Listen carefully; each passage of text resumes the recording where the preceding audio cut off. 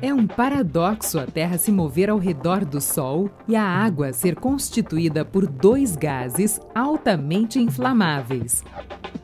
A verdade científica é sempre um paradoxo, se julgada pela experiência cotidiana que se agarra à aparência efêmera das coisas. A frase do Marx faz com que a gente pense a respeito de como que a gente passa a ter conhecimento sobre as coisas. E ela chama a atenção para uma coisa que é particularmente importante quando se fala em clusters e redes de negócio. O que parece, da maneira como a gente lida com a situação, pode, na verdade, não mostrar para a gente a realidade que está por trás do fenômeno. Clusters e redes de negócios. Realidade ou ficção?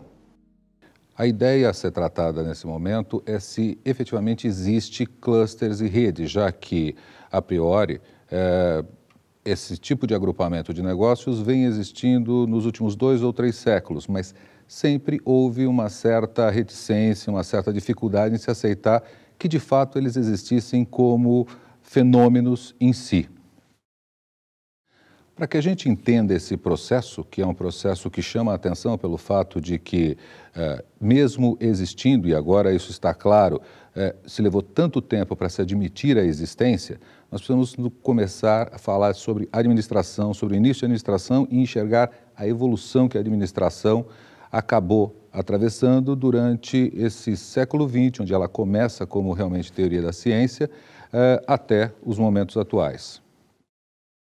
A história da administração passa a ser entendida como efetivamente um campo de conhecimento e tendo como marco inicial com o lançamento do livro Administração Científica, de Frederick Taylor.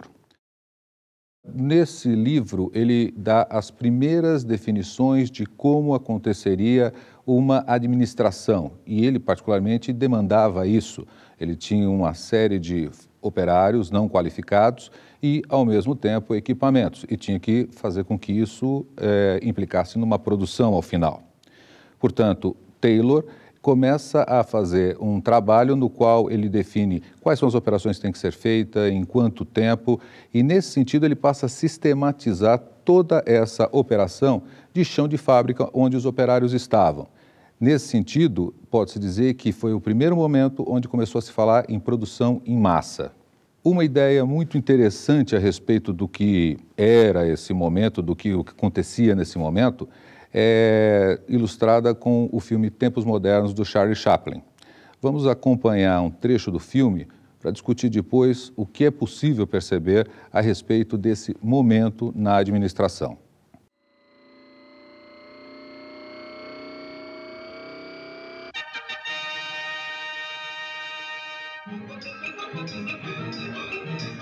Attention, foreman. Trouble on bench 5. Check on the nut tightners. Nuts coming through loose on bench 5. Attention, foreman.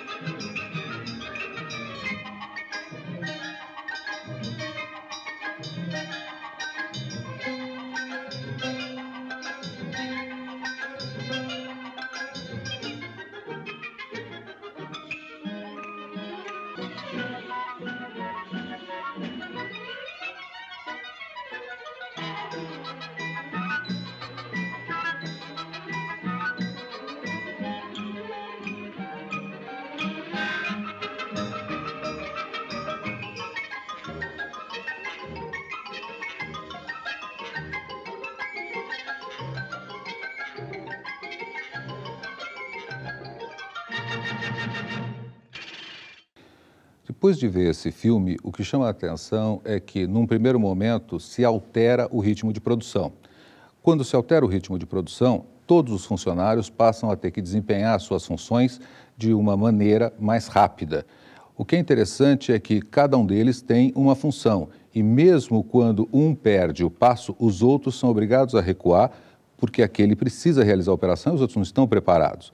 Isso era uma vantagem que, na verdade, acabou decorrendo da proposta do Taylor, mas que definitivamente acabava fazendo com que os funcionários tivessem que se comportar realmente como máquinas.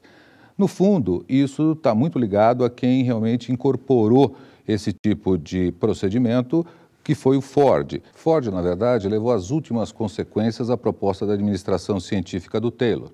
Ele foi o idealizador da linha de montagem, onde o funcionário, na verdade, não tinha mais que ir atrás das máquinas e ele simplesmente acompanhava o processo desempenhando uma função. Nesse sentido, ao que era na virada do século XIX para o século XX, e nesse momento que a gente pode mais ou menos posicionar como 1910, final da primeira década, existia um avanço inequívoco, um avanço que era claro para todos a respeito da administração. Mais ou menos no mesmo momento histórico, com uma diferença de alguma coisa por volta de 7, 8, 10 anos, do outro lado do Atlântico está Fayol. Fayol, na verdade, tinha um problema semelhante de gestão de empresas e precisava fazer com que essas empresas voltassem a dar resultado e acabou concebendo aquilo que foi chamado de uma teoria organizacional a respeito da gestão.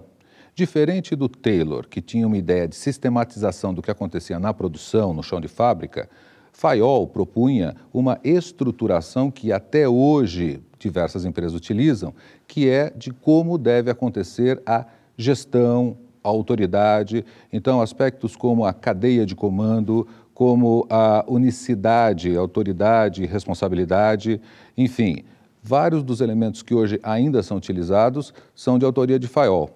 E aí nós tínhamos a seguinte situação, tínhamos uma teoria que era da base de produção e, ao mesmo tempo, tínhamos uma teoria que era de cima para baixo, de como deveria acontecer a gestão.